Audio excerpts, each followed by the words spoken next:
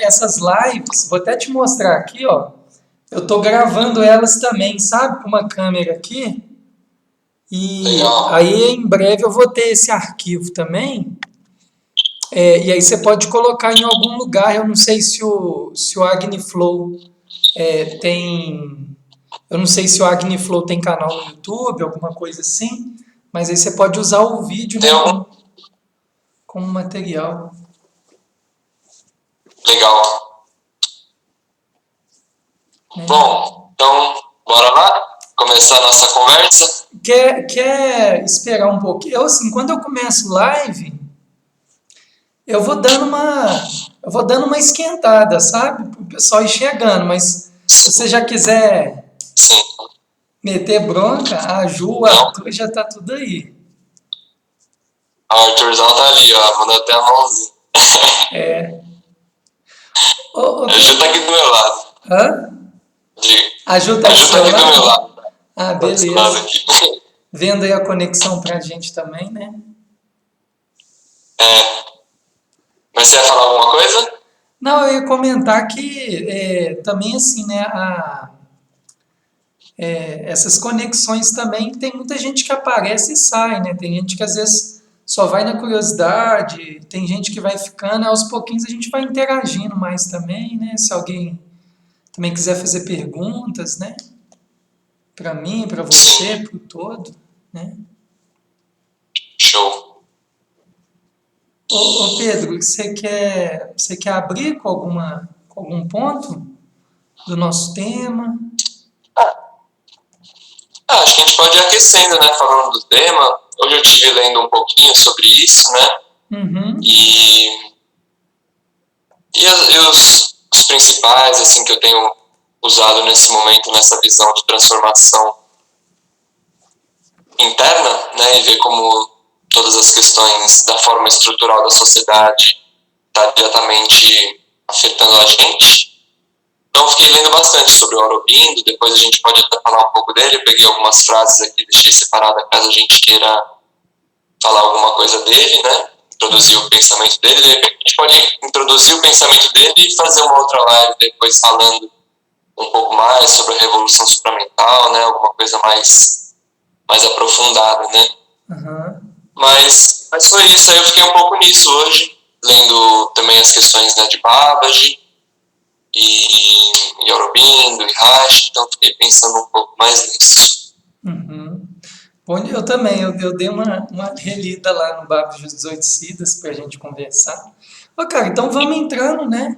Só pro pessoal que já Vamos? chegou, né? O Rubens, a Dias Palargas, e tem mais um É pessoal. Diana. Ah, tem um pessoal todo aí, eu não sei quem que tá online, o Jonilson, a Daisy. Tem gente por aqui também de Lafayette, né? A Penido e É tal. A isso aí. Mariana entrou, a Maria. A Maria é a minha amada, minha apego, acabou de entrar também. Ô, pessoal, vocês que Agora, estão assistindo, né? Eu e o Pedro estamos começando. O tema da nossa live, da nossa conversa, é o papel da prática do yoga nesse momento de transformação, né? Tanto o Pedro quanto eu, para quem viu os flyers, né, nós somos professores instrutores, né, de Kriya Hatha Yoga, de Babaji, né, é uma tradição de yoga do estado do Tamil Nadu, que é um estado que fica no sul da Índia, fazendo ali bem pertinho já, né, na pontazinha para fazer ponte com Sri Lanka ali, né, que é uma ilha, né. E, bem, a gente, né, Pedro, já se conhece o que, uns 4 anos, né? Desde que a gente fez o, a gente o fez. Teacher Training, né? Foi em 2017, 17, exatamente, né? Na verdade, completando Sim, 3 anos e pouco.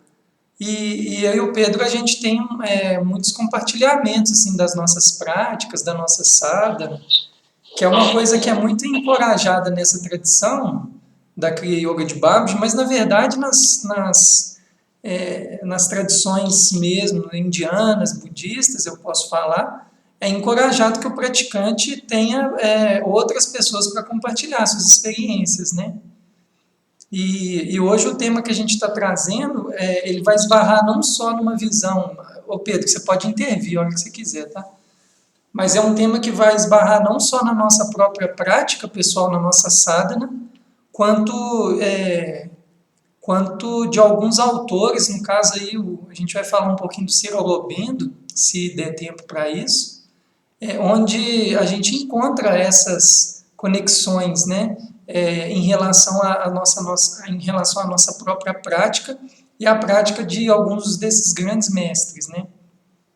E como a gente então vai falar dessa transformação nesse momento, a gente vai compartilhar com vocês uma visão, né, do yoga enquanto, eu vou dizer dessa forma, uma ferramenta, né, de transformação muito profunda, uma ferramenta integral, né? Quando eu falo integral, eu estou falando de corpo, eu estou falando de energia, eu estou falando de mente, eu estou falando de emoção, eu estou falando de espiritual, né? E bem, a gente vai estar fazendo essa troca, né? Você quer introduzir com alguma questão, Pedro, específica?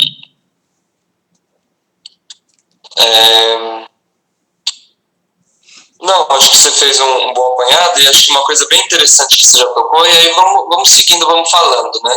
Uhum. Que acho que trazendo para o nosso encontro que teve eu e você no Teacher Training, no curso de formação, foi que eu cheguei no curso com uma abordagem muito voltada para o corpo, né? Pesquisando a bioenergética, pesquisando Reiki, e fazendo um trabalho de asana muito voltado para essa transformação do corpo em energia, mas não muito aberto para o campo da consciência, da meditação, da interiorização, que foi uma coisa que eu vi muito com você, né? Então, conforme a gente for trocando, essa ideia de um yoga integral, ou seja, de uma prática que permeia todos os âmbitos da vida, não fica restrita ao tapetinho, mas é uma visão que a gente vai desenvolvendo internamente que permeia tudo que a gente faz, e logo está diretamente associada à vida cotidiana também, né? Então isso foi uma coisa que, conforme eu fui entrando em contato com você e vendo as práticas budistas, as práticas que você estava muito a fundo, foi, é muito mais amplo do que eu estava achando. Eu estava com uma perspectiva muito somente corporal e energética, que também é muito profundo, né? Mas quando a gente abre o campo e vê que seria um yoga integral, né? A escola de yoga do Aurobindo é um yoga integral. Aquele yoga de Babaji é uma yoga integral, né? Patanjali, né? Ao contrário, ela se junta à vida, né? Então acho que esse é um tema que a gente pode trazer muito nesse momento já, porque está muito em pauta a necessidade da mudança macro, né? As instituições, todo esse sistema que a gente está completamente corrompido e falho, né? Mas que isso está escancarando também a necessidade da mudança interna, né? E pensando que somos nós que criamos a própria sociedade, não existe essa separação também entre nós e a sociedade. E a questão que acho que eu venho vendo muitas postagens é o como fazer isso, né? Eu percebo que eu preciso transformar, eu percebo que eu preciso mudar, eu percebo que eu tenho ansiedade, isso me impede de fazer um monte de coisa, enfim. Mas o como, né? Acho que um pouco do que a gente pode trazer aqui na nossa experiência e pela prática é o yoga como esse caminho, um manual de instrução, né? De como abordar essa transformação. Ô Pedro, aquela coisa que a gente até conversou, né, nos bastidores, quando a gente estava preparando essa live, da fala do Satchidananda, né, no Insights ao Longo do Caminho, onde ele coloca, né, na experiência pessoal dele a grande diferença que ele viu entre práticas religiosas sectárias, doutrinatórias, e a experiência que ele teve com a própria yoga, lembrando, só para ficar bem claro aqui, que não são todas práticas religiosas que são sectárias e doutrinatórias, né? Isso precisa ficar bem claro. Mas comparando com essas, né, o Satchidananda sempre comentando, né, que a experiência dele com yoga, que enquanto as tradições doutrinatórias sectárias falavam apenas de Deus, a yoga lhe dava as ferramentas para ir até Deus, né? Ou o próprio self, ou a verdadeira natureza da mente, né? Como a gente fala em outras tradições também que não tem nenhum cunho teísta, né? Então isso é uma coisa bem clara que a gente vê quando você está abordando a questão do como, né? O como, então, passa a ser os recursos que a gente tem, né? Na Kriya Yoga, especificamente, eu não sei se é um momento adequado, mas Na Kriya Yoga a gente fala do caminho quíntuplo do Babaji, né? Que a Kriya Yoga, pessoal, ela tem implícita algumas bases fundamentais, né, que o praticante ele sempre está fazendo, que ele sempre está fazendo prática constante, né, que seria os tapas, as austeridades que ele está, e isso é através de asana, de pranayama, de meditação. Ele sempre está fazendo o autoestudo, né, que tem a ver muito com os niyamas, né, com as autoobservâncias, né, é onde eu me torno o meu próprio objeto de pesquisa, né. Eu não só estudo fora, mas eu estudo fora com dentro. Esses dias, só um parênteses, cara. Você ia falar? Não, isso que você falou, acho que é o ponto principal do que a gente vai estar trazendo, né? De que não somente é um estudo intelectual, mas no momento que você estuda, você se torna seu próprio elemento de estudo, né? Exatamente. Que é o Svadhyaya. Exatamente. Eu pedi um link aqui que eu ia fazer, mas enfim, o autoestudo, né, que é um processo que a gente sempre está fazendo. Lembrei. Um dia eu ouvi um comentário do Lama Santen também, que é um mestre do budismo tibetano, que ele falou uma coisa muito interessante. Ele era um cara, Pedro, que eu não sei se você sabe um pouco da vida dele, ele era um cara da física, né? Ele era um professor na Universidade Federal lá do Rio Grande do Sul. Ele tinha uma cadeira dentro da física, especializado em mecânica quântica e tal. E ele já achava a mecânica quântica aquele mundo assim, um mundo cheio de mistérios, né, a se desvendar. Tem muito conhecimento ali que a gente ainda está engatinhando, né? Mas ele falou que quando ele começou a praticar, no caso ele começou pelo Zen budismo, depois foi para o budismo tibetano, que quando ele começou a entender que ele tinha que começar a estudar o mundo interno, o mundo externo, o mundo interno, aí parece que a complexidade ampliou mais ainda, mas não no sentido, não é um complexo igual a gente está pensando que é intelectual, né, racional. É um complexo no sentido de que você se torna um objeto de pesquisa, né?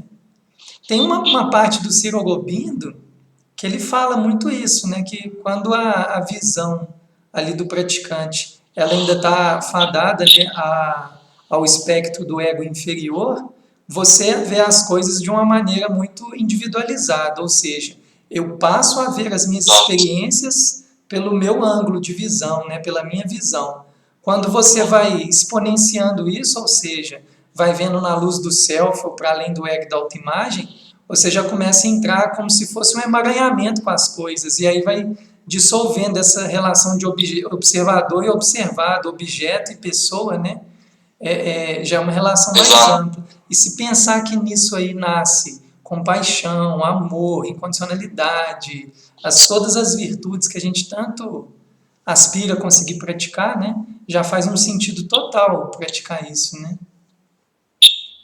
Total. E acho que esse é um ponto muito importante mesmo, que a gente experiencia a existência a partir somente desse mental inferior, né? E todo o nosso sistema de sociedade está baseado nesse nível de consciência, que a gente sabe que ele é limitado. E a gente tenta conceber tudo que é existência a partir dessa ferramenta limitada que é a mente. Né? Então o próprio Aurobindo, ele tem uma frase assim, que ele fala que está claro que a mente não conseguiu mudar radicalmente a natureza humana. Que a gente pode continuar mudando as instituições, mas se for baseada nesse nível de mente, as imperfeições vão sempre se manifestar na instituição. Então o que a gente precisa é dispor de um outro poder, de um outro nível de consciência para atuar nesse momento, né? E isso que as práticas dão. Porque somente a partir da prática que a gente pode vivenciar isso, né? Senão fica somente mais um conceito na mente. E essa que é uma grande armadilha dos praticantes, né Pedro? Se você realmente você não vivencia a meditação lendo livros de meditação, né? Você de fato vai vivenciá-la a partir do momento que você pratica, né? Ela como a yoga, né? De uma maneira, vamos colocar assim, de uma maneira real que toque com a sua própria experiência, né? Sim. Ô Pedro, você mostrou aí, foi o Babaji e os 18 Siddhas? Foi a parte que você tirou? Dessa parte sim, tô com ele aqui do lado. Mostra aí pra galera, acho que também, eu tenho costume, sabe, eu sempre estou mostrando para o pessoal os livros, que às vezes disso aí desperta o interesse de leitura, né? Para eles estarem E esse livro pesquisando. eu tenho, sim, eu tenho vários exemplares desses daqui, todos os livros da CRIA, né? Para quem alguém tiver interesse, né? Os Yoga Sutras de Patanjali. Aí tem vários livros do Satchidananda, né? Mas esse aqui é muito bacana, ele conta bem da tradição da Kriya Yoga, conta a história de Babaji, dos Siddhas, e introduz o pensamento do Aurobindo também no final, que é bem bacana. E bem colocado, né, Pedro? Ali é bem simples, né? São poucas páginas, mas falando da Aurobindo, hoje eu acabei fazendo uma revisão para a gente conversar o quanto que são profundos, né? As 13 páginas que tem ali, dá para ficar meses ali, né, cara? Debruçando sobre várias partes ali. Né? Ô Pedro, deixa eu só retomar um pouquinho da coisa que eu estava falando das ferramentas, porque eu queria meio que contribuir com quando você colocou a ideia do como, né? Que até que você colocou, que eu vejo que é realmente a questão, né? Tá, a gente está falando de yoga como um instrumento de um processo de transformação interna, né? E que, consequentemente, dialoga com o externo, porque é aquela velha história, né, cara? A maior revolução que a gente pode fazer é se revolucionar, né? Quem se dominou não precisa dominar quem está fora, né? Some as síndromes de prepotência e de impotência e nasce só a potência, que é saber quem você é, né? Então, é isso. Né, eu vejo nessa perspectiva. Quando a gente estava falando das ferramentas, pessoal, eu estava falando para vocês que a Kriya Yoga ela tem como uma base fundamental a gente sempre está fazendo, né, a nossa prática constante, os nossos autoestudos ou as nossas autoobservâncias, o trabalho da entrega e o trabalho de vairagya, que é o desapego. Por trás disso, essa sistematização, esse instrumental de ferramentas, onde esses grandes siddhas, né, do estado de Tamil Nadu deixou para a gente, no caso do Babaji especificamente, ele sempre fala para a gente praticar os asanas, né, para a gente sempre estar, de alguma forma, harmonizando o corpo físico. E aí, corpo físico, a gente não precisa entender como um lugar apenas biológico, né? O corpo físico, o Pedro vai saber falar disso muito mais do que eu, né? Do corpo físico enquanto memórias, as nossas couraças, os nossos bloqueios. Então, os asanas entram muito nesse campo. A gente entra com os pranayamas, que tem a ver com a nossa vitalidade, a força vital, ou essa energia que outras tradições vão chamar de corpo etérico, energossoma, corpo vital, corpo energético, né?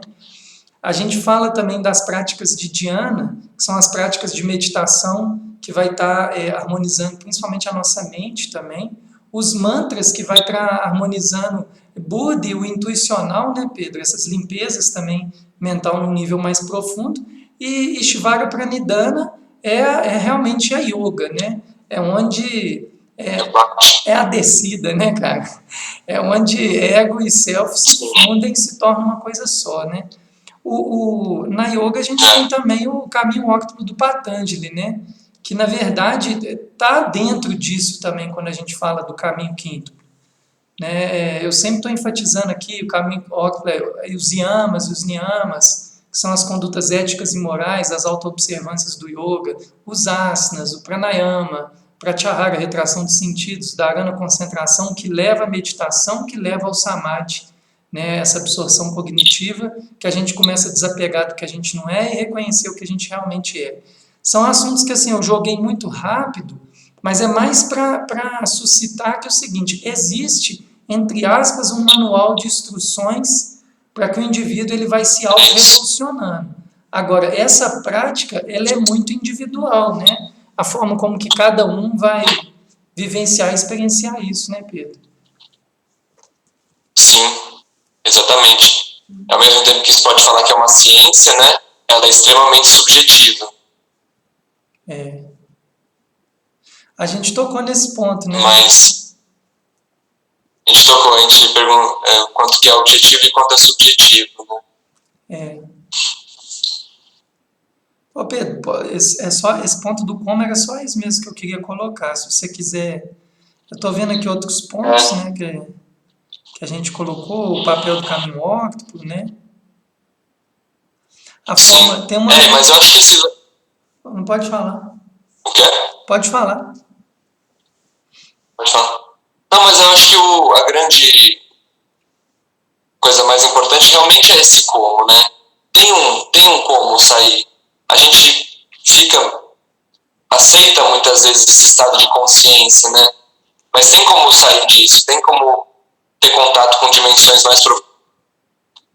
E não precisando sair do mundo, não precisando, né, renunciar ao mundo, né? Dá pra gente, aqui, através da prática sincera, da prática constante, ver que tudo é uma possibilidade de prática, não somente a prática no tapetinho. É possível a gente encontrar aspectos mais profundos em nós e viver a partir de um estado de consciência diferente, que não é esse mental tão limitado, que preso em si mesmo, né? Uma coisa que eu estava lendo, né, hoje, que eu achei muito bacana e muito associado com esse momento, né, que a gente está vivendo na quarentena, porque ele, inicialmente, na vida dele, ele era um revolucionário político, né? Ele lutou pela libertação da Índia antes do Gandhi, e nessas lutas contra o governo britânico, ele acabou sendo preso pela primeira vez, e na prisão, foi quando ele, antes de ir para a prisão, ele percebeu a força do yoga. Ele falou, pô, se o yoga dá força, dá clareza, dá intuição, dá poder, por que eu não posso me aliar a esse poder e agir a partir dele? Né? Que ele tem aquela frase que eu quero trabalhar, eu quero fazer yoga para o trabalho e para a ação, não para a sannyasa, não para a renúncia, nem para o nirvana. Então ele começou a ver a potência do yoga associada à ação. E nessa época que ele vai preso, na cadeia, ele tem 15 dias de experiências seguidas com o Vivekananda, né? Ele vê o Vivekananda, e o Vivekananda vai elucidando ele de muitas coisas acerca da consciência e dos níveis de consciência, né? E aí, quando ele sai da prisão, ele tem uma fase que é muito interessante. Pensando nessa questão da quarentena que está fazendo a gente ficar fechado em casa, mas que esse fechado em casa possibilite a gente alcançar uma liberdade interna que às vezes a agitação do mundo, de trabalho e correria não permite a gente acessar. Então nesse momento está com uma grande possibilidade para nós, eu vejo, da gente utilizar esse momento realmente para tocar lugares mais profundos nossos e ver que saindo da agitação tem muito mais coisa para baixo e depois lá para cima, né? Ele fala essa frase assim, ó, quando ele saiu da prisão, né? Ele fala, eu falei de 1 ano de prisão. Seria mais apropriado falar de 1 ano vivendo na floresta, em um ashram ou em um eremitério. O único resultado da ira do governo britânico foi que eu encontrei Deus. Ou seja, na experiência de maior reclusão física,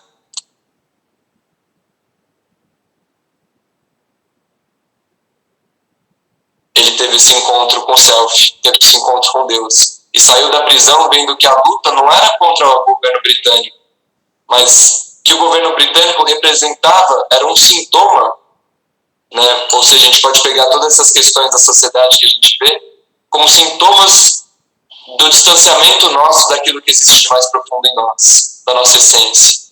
E isso vai gerando todas as coisas, né? Todos os conflitos e tudo. Então ele sai da prisão falando, cara, a revolução é muito maior do que uma revolução simplesmente contra uma instituição, mas é a revolução contra toda a forma da estrutura da natureza humana funcionando nesse momento, né? Total. Ô Pedro, uma coisa que às vezes eu vejo que às vezes é muito confundida, né? Quando a gente, ou talvez não tão entendida, quando a gente fala que o reflexo externo do mundo, ele reflete um lugar interno do todo, né? Então, por exemplo, se nós, enquanto civilização, estou falando de nós humanos, mas não é só nós, né? Aqui, não é essa visão antropocêntrica, tem tudo aqui, né? É uma biosfera inteira, né? É um ecossistema inteiro de seres viventes aqui e tal. Mas pensando assim, na dimensão humana, né, que nós estamos falando, quando a gente começa a ver os problemas externos, e aí dentro de um paradigma de entendimento como a yoga, o budismo e outras tradições que olham para o mundo interno, para entender o que está acontecendo externamente, às vezes muitas pessoas talvez não entendam isso inicialmente, porque tem sim, alguma não compreensão como se as ações externas não refletissem um processo de mente internamente, né? É tipo assim, eu gosto de dar um exemplo muito sim, bobo, assim, por exemplo, eu estou pegando esse bastão aqui, né? É, por mais óbvio que eu vou falar, mas e mesmo que for num nível que eu não racionalize muito, mas para eu pegar esse bastão, eu em algum nível eu penso primeiro em antes de pegá-lo, eu tenho uma ação mental para eu poder pegá-lo, né? Então, quando a gente começa a entender sim, num microgesto de uma ação como pegar um mero bastão, que houve um processo de mente que operou antes, a gente entende que essas conflitividades que a gente tem na forma da gente se organizar, em termos de relações políticas, sociais, de relacionamentos, seja de família, afetivo, etc., ela vai dialogar com essa operação de mente, né? Tem é isso. uma fala no budismo que ela também explica muito isso, né? Igual, por exemplo, quando eu pego uma tigela, igual tá aqui assim, aí todo mundo fala assim, isso aqui é um metal, não tem uma operação da mente. Mas se você for ver, você não tem pé de tigela, você não planta semente de tigela. Então um pedaço de forma, uma tigela dessa, tem uma operação mental que faz com que o ferro vire uma tigela e que a gente dá nome para isso. Resumindo assim, a mente está operando o Total. tempo inteiro, né? Agora, se a gente vai ficando óbvio, né, Pedro? Assim, quando a gente cria formas de formas de governar externamente, desalicerçadas de uma forma de não aprender a se governar internamente, vai gerando relações muito É, caóticas, né? Relações desiguais, isso. relações de privilegiar pequenos grupos, vão tendo não virtudes na ação das minhas operações, né? Porque eu vou agindo de um lugar de É falta, de isso. um lugar de medo, de um lugar de ganância. Eu fico pensando, cara, eu não sei se você compartilha dessa visão, talvez não, mas assim, olha que interessante, cara. Nós estamos assim, culminando para o segundo mês, né, de uma quarentena, e a gente está vendo quanto que as nossas macro-organizações elas estão alicerçadas numa base muito fraca, cara. Né? Rapidinho a gente vai vendo que a gente cria relações que não se sustentam. Agora, em compensação, ou seja, são relações que elas não partem de um lugar abundante, elas partem de um lugar que não é dessa multiplicação. Em compensação, você vê a natureza se manifestando, se você deixar a natureza tomar conta, ela parada um pouquinho, ela toma conta de tudo, né? Ela se manifesta num tipo Rapidinho. de organização que a gente até fala, né? Eu esqueci o nome disso, cara, tem uma coisa aí numa área que explica isso, mas é uma organização exponencial, né? Ela sempre vai crescendo. Uhum. E por trás disso tem uma operação de mente. É esse ponto que eu fico muito encantado no sentido positivo da palavra, não no encantamento no sentido de ilusão, né? Eu fico muito encantado de ver, por exemplo, quando o Babbage fala assim, bem, se você quer começar a sua caminhada espiritual, primeiro trabalhe, né, os seus comportamentos, né, morais, os seus comportamentos éticos, né? Depois você trabalha a sua entrega, depois você vai nos ensinamentos, que geralmente são lugares onde tem muito poder, né? Ou quando a gente fala do Patanjali, né? Olhos e amas, olhos e amas. Ser parte de um lugar onde o indivíduo primeiro ele se transforma e não o que a gente vê Sim, na nossa estrutura, né? E aí é sim. claro que vai, desculpa a palavra pessoal, mas é claro que vai dar merda, né? É Porque isso. é uma, é uma organização insustentável, né, cara? É inerente do processo. Qualquer ação a partir desse estado de consciência vai gerar conflito, porque ela vem a partir da limitação, da divisão, né? É.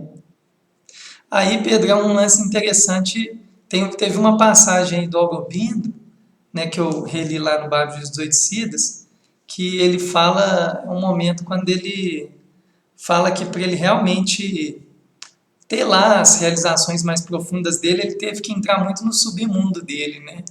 Nos lugares mais Sim. recônditos, mais sombrios, assim. eu vejo que está muito ligado com a questão de olhar para os yamas e os niyamas, né, cara? Assim, só para ficar claro, né, pessoal, eu e o Pedro tá fazendo essas análises críticas, isso não nos coloca num lugar de seres realizados, né? Tem que ficar bem atento com isso, né, Pedro? Mas, tipo, eu vejo assim, né, por exemplo, você estudar os yamas e os niyamas, cara, soco na cara, fratura exposta no rosto, né? Quando você vê lá, assim, por exemplo, brahmacharismo, né? Ver os seres como seres espirituais, não como objetos sexuais, é um desafio dentro de uma cultura que objetifica, que materializa, que é hedonista, né? Ou você vai vendo lá, por exemplo, lá um santosha, contentamento, né? Dentro de uma base educacional aonde te educou no pensamento da falta. Tipo assim, você vai ter que se capacitar, ter uma boa profissão, que aí com ela o mundo vai te dar. Ou seja, eu sempre parto da falta e o mundo tem que me oferecer. Na visão budista, a gente parte de um princípio que é diferente, é um princípio assim, o que eu tenho para oferecer para o mundo. É bem parecido com Karma Yoga, né? Aí é a consciência da doação, e esse processo, cara, ele é muito bonito. Eu falo até, aí eu posso falar um pouco pela minha experiência, que é como você vai entendendo que existe uma engrenagem silenciosa que sustenta, né, cara? Eu não sei se você tem essa experiência, Pedro, de tipo, quando você vai virando muito mais consequência, tipo assim, por exemplo, eu gosto de dar aula de yoga aqui no espaço e eu marquei 6 horários na semana. Se o aluno não vem, eu estou praticando, entende, cara? Se não tem aluno, eu estou praticando aquele horário. É um horário que, independente de vir ou não vir. E aí, quando os alunos começam a chegar, você vai vendo a própria consequência do processo, né? Então, acho que é uma visão muito diferente, né? Uma visão de, bem, o que eu vou oferecer, né? O Pedro foi mal, empolguei aqui. Isso já... Com esse link. Não, mas eu acho que essa mudança já muda tudo, né? Porque em vez de uma coisa de que o mundo tem para me dar, que eu vou sair aí gananciando e desejando do mundo, é o que tem aqui dentro, né? E aí são valores muito além do material, né? São virtudes, são dons, né? Acho que isso já liga muita gente com não somente o Karma Yoga, mas a expressão do nosso Dharma, né? O que é aquilo que pulsa, o que a gente tem de virtude? A gente estava até falando disso na conversa que a gente teve, né? Pô, eu tenho uma capacidade de conceitualização, de passar isso. Isso tem muito a ver com Dharma. Como que eu posso usar isso para o bem, não somente meu, mas dos outros, né? Então, acho que essa pequena mudança de chave já traz para uma perspectiva mais ligada à solidariedade, ao companheirismo, ajudar um ao outro, que vai, pouco a pouco, ligando a gente ao objetivo final de todas as disciplinas espirituais, que seria a união com tudo, né? E o contrário da união é a separação, né? O que eu tenho, que eu preciso ganhar do mundo, o que eu preciso, né? Eu, sempre me separando da existência. Acho que conforme mais a gente vai olhando nesse sentido de doar, mais a gente vai se integrando, mais a gente vai praticando o yoga, a união. Então, acho que essa foi muito boa. Ô Pedro, lá no Sutra do Patanjali, tem um negócio legal lá, quando o Patanjali vai falar sobre o yama do não roubar, acho que é a parigraha, né? O não roubar. Tem uma fala lá do Satchidananda que quando ele vai comentar o sutra, ele fala um negócio assim, que o ato do roubo, ele é reflexo da nossa impotência diante do objeto, né? É tipo assim, eu não tenho condição, eu não tenho como, né? Claro, vamos fazer uma relativização aí, né, pessoal? Poxa, tem gente que está roubando comida que não tem como dar de comer para os seus filhos, né? Vamos relativizar isso aí para não ficar uma coisa muito reta, né? Mas o que eu quis entender, o que eu entendi desse sutra é que quando ele fala assim que as nossas formas de roubo, que não necessariamente é o roubo físico, mas é o roubo de se apropriar, né, de uma coisa que não é sua e ao mesmo tempo você não dá o devido mérito à fonte daquilo, como sonegar, né, uma citação de um texto, etc. Ele fala uma coisa interessante, que essa nossa impotência é o reflexo de a gente realmente não acreditar que a gente é capaz daquilo. Então, o ato do roubo, ele acaba virando essa ação. Aí eu fico pensando, né? pensando no tomar ou no vem a mim como um ato de impotência, a gente cria uma estrutura social que nos coloca num estado de mente impotente, né? Se você for analisar, né, que a gente está o tempo inteiro tendo que pegar, ser nutrido com alguma coisa de fora, e aí nunca nasce contentamento, nunca nasce alegria, né, cara? Nunca nasce essas coisas, né? E sabe que legal que você falou disso? Eu lembrei de tem um cara da psicologia corporal, chama Kahneman, que ele tem uma frase muito ligada a isso. Primeiro que ele e o Reich e o Lowen trazem essa ideia do self, não o self na visão do yoga, mas o self na primeira instância de experiência. Que qualquer experiência que a gente tem aqui nesse plano é uma experiência corporal, né? Então, qualquer coisa que eu estou falando, seja gratidão, seja felicidade, seja alegria, seja tristeza, dor, a gente experiencia isso através do nosso corpo, né? E então esse estado de se sentir bem em si mesmo, sentir o contentamento, também passa pelo corpo. É uma experiência de prazer você estar, né? Então ele fala assim, que aqueles de nós que não conseguem encontrar a satisfação profunda que nossos corpos podem dar, ou seja, e corpo, ele não está falando de corpo físico, mas de toda a instância da experiência interna. Então aqueles de nós que não conseguem encontrar a profunda satisfação que nossos corpos ou nossos seres podem dar, vivem mendigando satisfação na porta alheia. Então é bem isso, quando a gente não está em contentamento, a gente vai ficar sempre mendigando um vício, num relacionamento tóxico, no trabalho, a gente coloca tudo no trabalho, enfim. A gente vai sempre tentando compensar isso por não encontrar em nós, né? E no momento que a gente encontra em nós, muda toda a experiência, né? Quando a gente vê que a gente é o porta-estandarte da experiência, não a experiência externa vai ditar o que está acontecendo internamente. Então essa frase eu acho muito bacana, né? Que a gente senão vai ficar mendigando sempre satisfação na porta alheia. Mendigância, temos que tomar cuidado para não mendigar nem a mendigância nem da iluminação, né, Pedro? Pois é isso. E tudo que a gente abordar a partir desse nível mental vai ser mendigação, porque é limitado. Exatamente. E no momento que é limitado, vai gerar conflito, vai gerar separação, vai gerar dor, vai gerar todas as decorrências desse pensar limitado, né, que é longe da unificação. E acho que a prática do yoga leva, só para finalizar, vai querer falar? Não. Que senão a gente, até o ato de falar sobre essas coisas, a gente já torna uma coisa que é para além do mental, no mental novamente.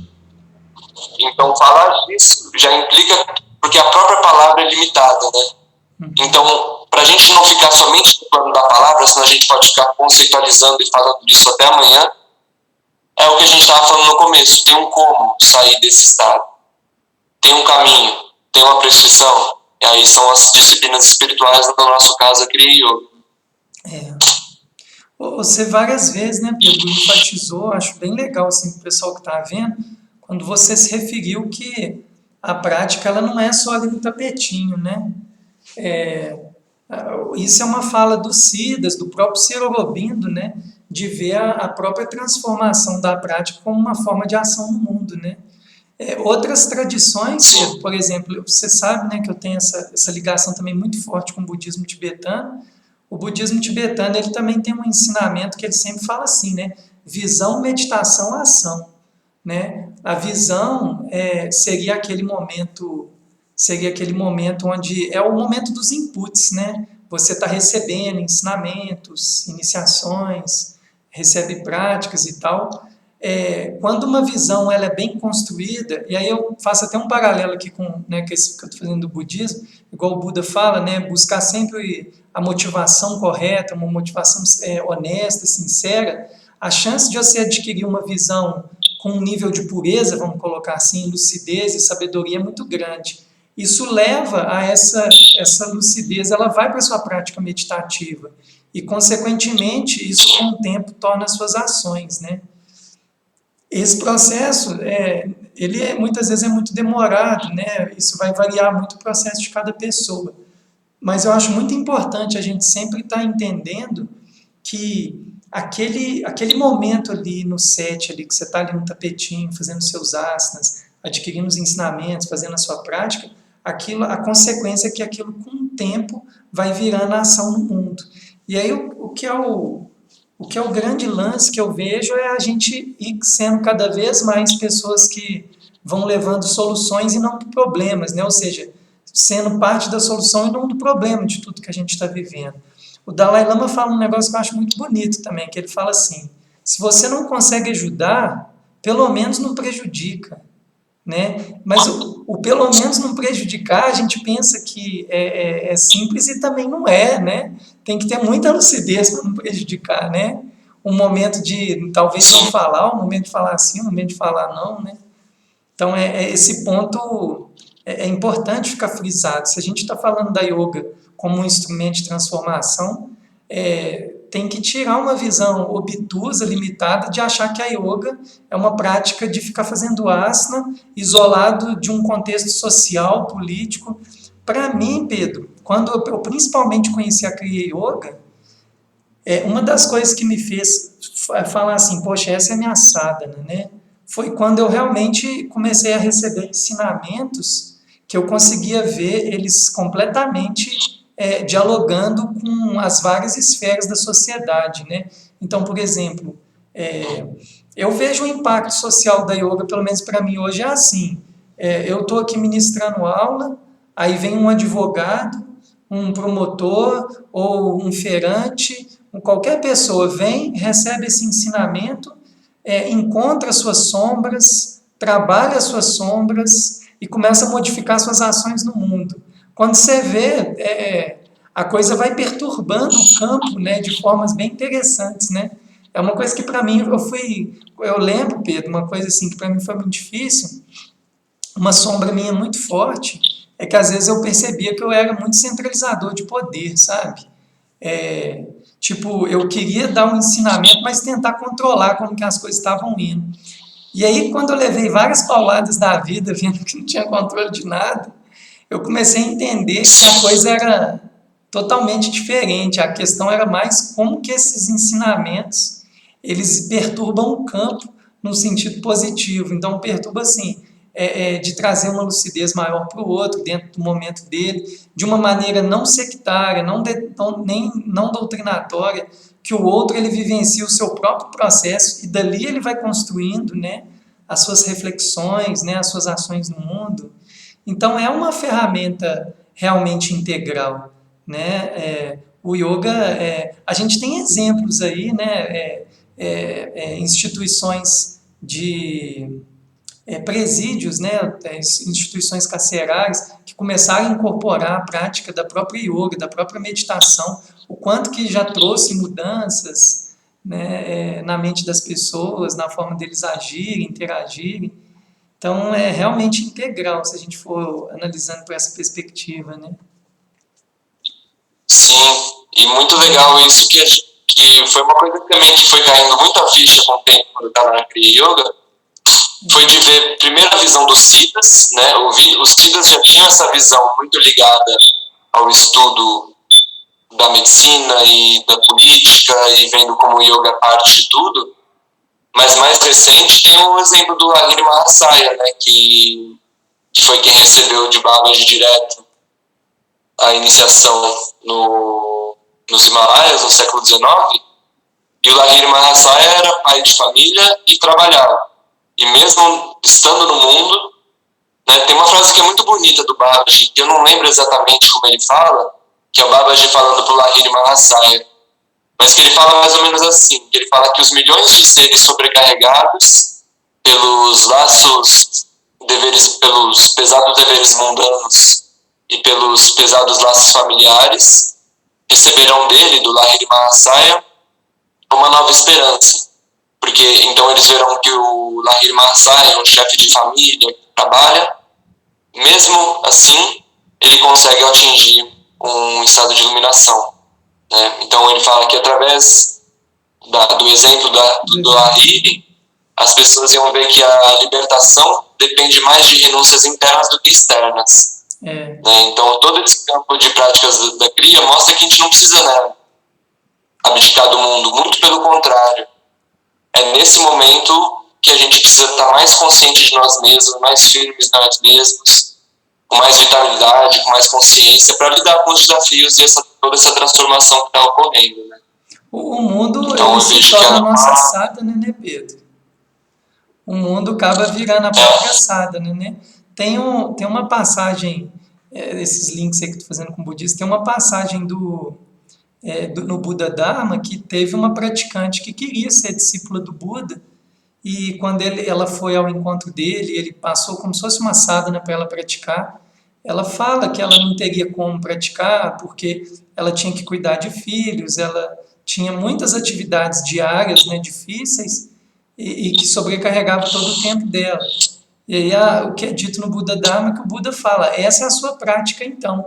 E aí meio que é como se tivesse ensinado uma meditação de atenção plena, né, de consciência presente ali, para ela, como se fosse uma Nityananda Kriya, vamos colocar assim, e que essa foi a principal fonte dela, forma dela de prática, e que ela foi se realizando, né, ao longo da vida e teve grandes realizações, né. Sim. Ver a vida como a sadhana, né, cara, é o tempo inteiro tá se colocando em prática, né? É o tempo inteiro ver a oportunidade da sadhana. Tem coisas que eu vejo, Pedro, que a gente tem que estar muito atento também a perceber os sinais, né? Uma vez aconteceu uma coisa aqui comigo no espaço, tipo assim, foi tipo de segunda a quarta, eu tive que fazer atendimentos muito cedos, assim, e era o horário da minha sadhana, né? E eu não conseguia atender nesses dias. Aí, cara, quando chegou na quinta-feira, tava tudo esquematizado, cara, eu ia praticar ali, sei lá, de umas 6 a umas 9h30, uma coisa assim. Cara, na hora que eu sentei no Zafu para meditar, de repente lá fora, ô Michel! Aí eu falei, não é possível, cara, hoje é o único dia que eu dava pra praticar, alguém toca na hora que eu começo. Cara, foi um amigo meu que há muito tempo eu precisava falar com ele. Ele ficou exatamente o tempo da sadhana, cara. O tempo da sadhana. Aí no meio daquele caminho eu falei, poxa, essa é minha sadhana. Você está muito rígido, né? Pratica a presença aqui, que esse cara ele está totalmente entregue aqui para conversar com você. Então, se a gente não fica atento a esses sinais, né, cara, a gente não pesca. Tem um outro cara também, Pedro, fazendo só um link aí, que eu acho legal, é um cara chamado Shogyan Trungpa, que também é um Rinpoche, sabe? Ele, quando ele vai para os Estados Unidos, né, toda aquela questão da invasão da China para o Tibete, os tibetanos passam aí para o Nepal, para a Índia e depois para a Europa, na América do Norte e tal. O Shogyan Trungpa, quando ele estava nos Estados Unidos dando os ensinamentos dele, tem uma pessoa que pergunta assim para ele, mas como é que você faz agora que seus gurus, seus mestres ficaram, né, morreram no Tibete ou estão na Índia e tal? Aí ele fala assim, hoje eu vejo os ensinamentos dos meus gurus na minha vida, né? O tempo inteiro os ensinamentos vêm conforme vão acontecendo as circunstâncias. E aí essa é a grande ponte, né, de a gente realmente perceber que a nossa sadhana, ela tem esse poder, né, de ela começar a apresentar para você o ambiente de práticas, né? Tem dia que eu acho até engraçado, que é como se fosse assim, você vê assim, poxa, ali na padaria foi o momento de trabalhar vairagya por causa de uma situação que aconteceu. Naquele momento ali que fulano me ligou, veio a oportunidade de praticar santosha. A gente vai sacando o tempo inteiro, né? Essa oportunidade das virtudes virem para ser praticadas, né? E isso é transformação total através da sadhana, né? É isso. E aí essa mudança é muito do que na segunda iniciação na Galakshmi fala, né? De que yoga para de ser algo que você pratica e torna-se você, né? Você se torna a prática. E essa mudança de chave é muito importante, né? Porque acho que a nossa mente é muito dual, né? Ela é dual, né? E a gente experiencia o mundo a partir dela. Então a gente já vai separando sempre entre o momento de prática e a vida, espiritualidade e vida mundana. A gente vai sempre separando. E muito que eu estava lendo esse começo de ano no tantrismo e nessa ideia da unidade, é ver que não existe essa separação, né? Que tudo é uma manifestação do divino, portanto tudo é Deus e todo momento e toda oportunidade é uma oportunidade de prática, né? Essa é uma coisa que eu tenho muito difícil em mim, estou muito apegado à prática. Inclusive a Ana Galacti, né, uma vez me falou isso, que para mim fazer sadhana é não praticar. Né? Então, já que eu tenho essa coisa tão de fazer, pensando naquela ideia do Viparita Karenyasana, né, do yoga é fazer o contrário, sair do habitual, sair do padrão da neurose, né? Ela falava isso, para você um dia de sem prática, que é sua prática, né, que é aprender a soltar. E aí você vai vendo, né? Acho que uma coisa que a gente pode estar sempre, quando a gente pratica a partir dessa perspectiva integral, é estar sempre refletindo. Por que eu pratico? Né? Qual que é o intuito da minha prática? Para onde que isso está me levando? Qual que é a minha motivação? Porque acho que essa reflexão... Qual a minha motivação por trás da minha prática? Né? Porque o nosso corpo de desejos, nosso corpo mental, nossos padrões vão facilmente se apropriando da prática espiritual, né? Que a gente fala do ego espiritual, enfim. E aí você vai novamente separando e pensando que o caminho final, em última instância, seria a união. Qualquer coisa que separa está em contramão daquele objetivo, né? E então, no começo, quando ela me falava isso, eu falava, não, né, tem que praticar sempre, tem que fazer. Tava aquela mentalidade do atleta de alta performance, né? Você tava operando em rajas, né, Pedro? Rajas puro. É o yoga demoníaco, né, que a gente fala, né, que o Krishna fala pro Arjuna, né? É o yoga que mais lá na frente você vai se queimar com ele, né? E tudo dele, e toda a transformação que esse pensamento vem, é do eu consigo, eu vou superar, eu vou transformar, eu vou, né?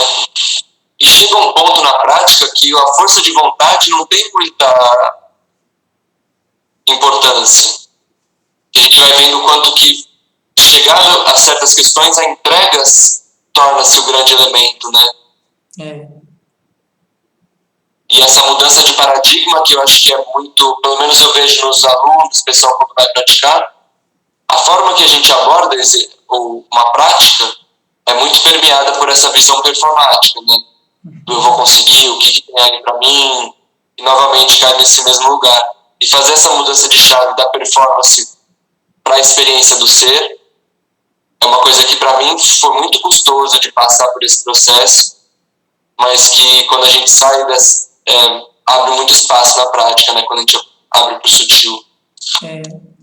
Ô Pedro, você reflete, você pensa que quando a gente fala de abrir espaço, né?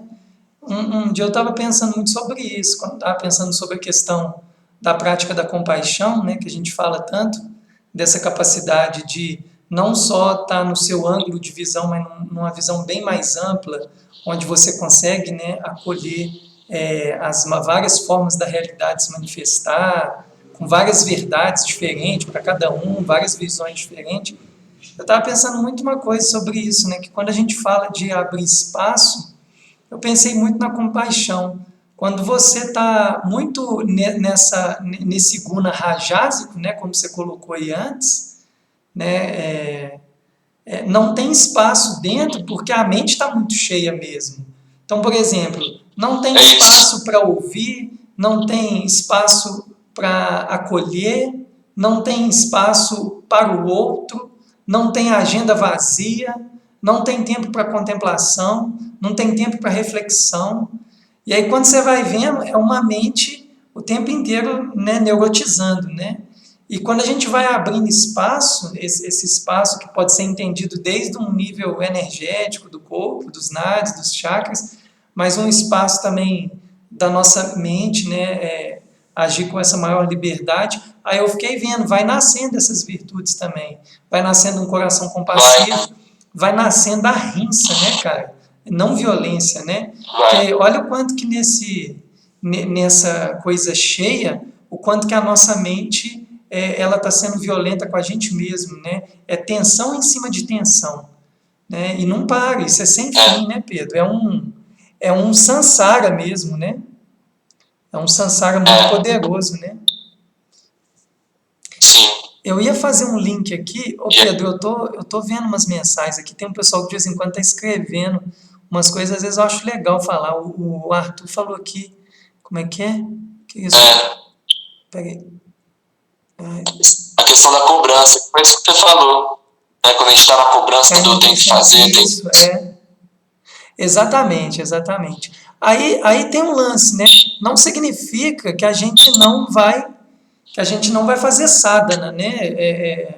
O sadhaka ele tem que tem ali etapas, tem a disciplina da prática, mas você tem que entender o lugar de onde que você está fazendo ela, né? Esse exemplo que você deu é muito bom porque ele é um lugar como se fosse uma autocompetição, né? Você está competindo e essa é uma mente que vai se inflamando, né, Pedro, o tempo inteiro. Sim. Né? Eu ia fazer um link, cara, isso mesmo. Eu esqueci aqui, mas depois qualquer coisa se eu lembrar, tem a ver com isso aí que você estava comentando, da própria sadhana. Enfim, depois que eu lembrar. Ô Pedro, que você acha também de a gente falar um pouquinho daquela questão de a gente também entender como na yoga o nosso próprio processo, esse processo, talvez em algum nível isso já tenha sido falado, eu penso que sim, de entender a yoga como essa ciência interna também, né? Que a gente o tempo inteiro está se colocando como o objeto ali de pesquisa da coisa, né? E aí a gente cai naquela máxima, né? Que eu falei do Pierre Weil e depois você falou do Yogananda, que o Pierre Weil falava, né? Que a diferença entre o yogi e o cientista é que o cientista, enquanto observa o elétron, o yogi se torna o próprio elétron, né? E você falou uma do Yogananda, como é que era mesmo? A fala que ele fala? Ele fala que o cientista estuda o átomo exteriormente e o yogi torna-se o átomo. Né? Você acha que consta a gente entrar um pouco nisso, assim, só um pouquinho, porque tem a ver com entender a Kriya Yoga não só como uma ciência, também como uma arte, né? Porque tem a arte da prática, né? Que leva a disciplina, né? Esse ponto, eu vou só compartilhar um pouco assim, você pode acrescentar e depois falar e tal.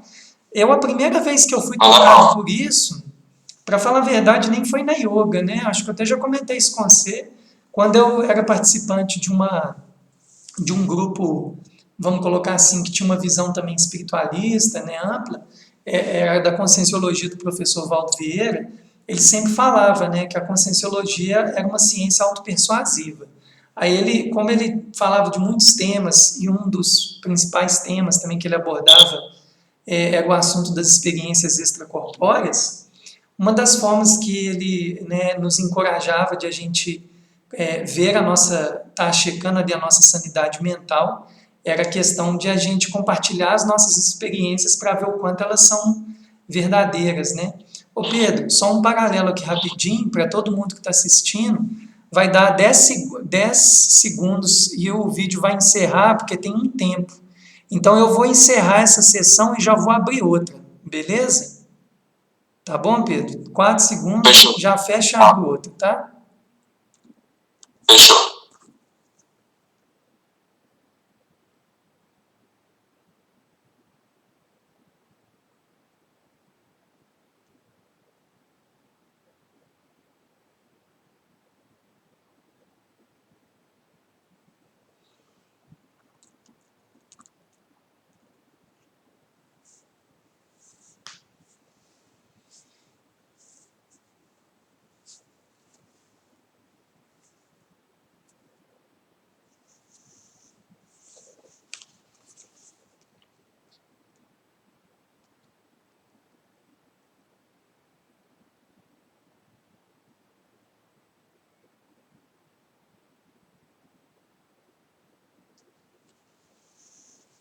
Seja bem-vinda de novo, Solange. A gente vai dar continuidade aqui, tá?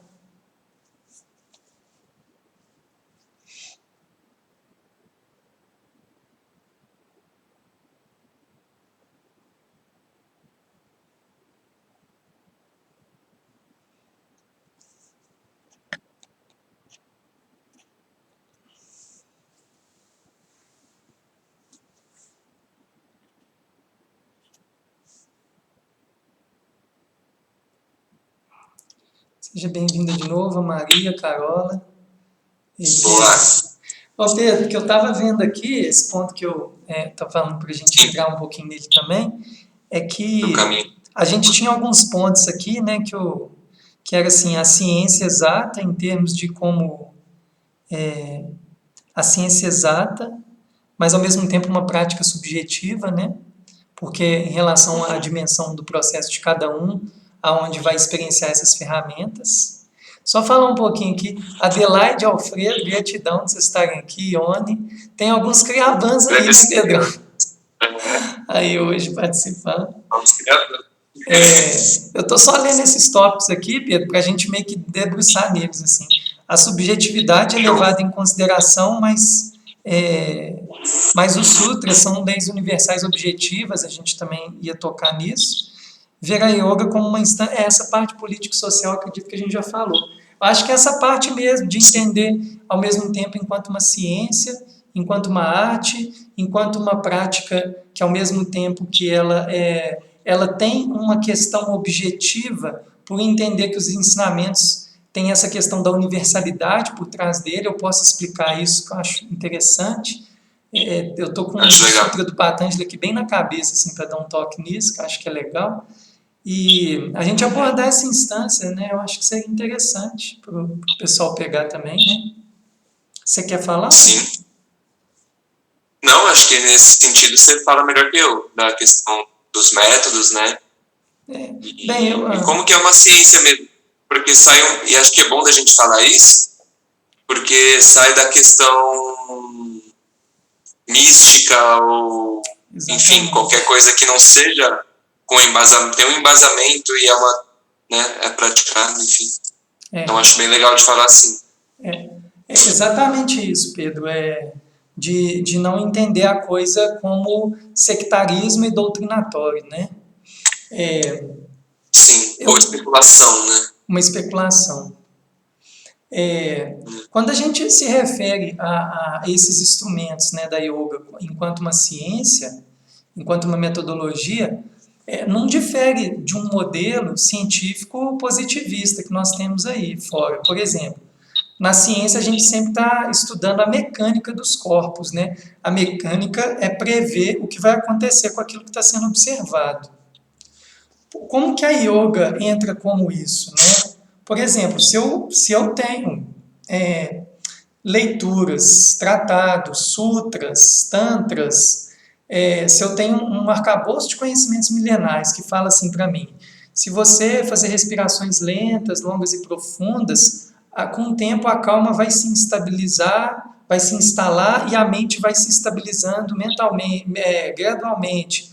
Ou quando você começa a desapegar das flutuações que emergem na sua mente, aos poucos a mente também se estabiliza, né? Vamos colocar só uma fala assim que é muito comum. E aí bem, isso é uma hipótese, né? A gente pode entender pensando, a gente pode entendendo como ciência, isso é uma hipótese. E aí quando você de fato começa a praticar e vê que os resultados acontecem, você está comprovando a sua hipótese.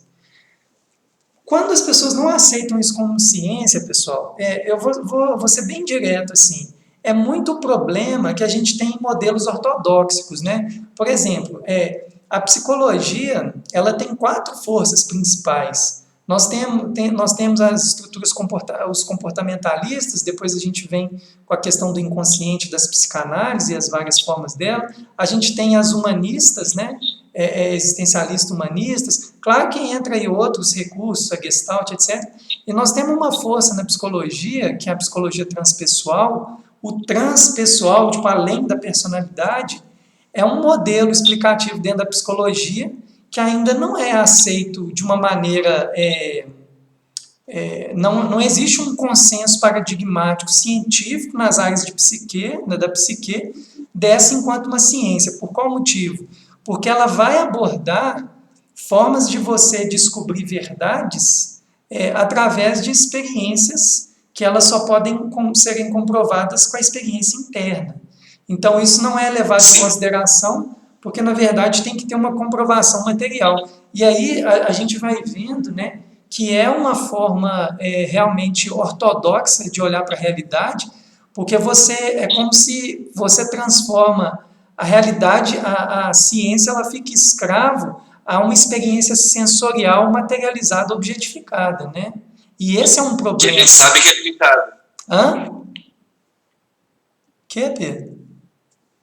Não, é isso sabendo que os sentidos são limitados. Isso sabendo que os sentidos são limitados. Aí, por exemplo, aí quando você vai vendo pesquisas, né, de pessoas como Charles Tart, pessoas que, coisas assim, por exemplo, esse cara sai fora do corpo e, segundo ele diz que viaja para o cosmos afora, e aí quando ele volta, ele pinta as imagens do que ele viu. Isso é um caso de um cara chamado Ingo Swann, sabe? Que era um projetor, uma pessoa que tinha muitas viagens astrais.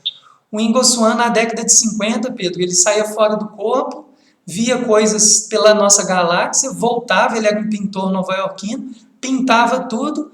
Quando foi lá na década de 80 e 90, 20, 30 anos depois, o Hubble começa a tirar fotografias de lugares da nossa Via Láctea que nunca tinham sido registrados e batia com as fotos dele, com as imagens que ele pintava. E aí é uma coisa tão óbvia, né? Você fala assim, poxa, de onde que o cara tira isso, né? São vários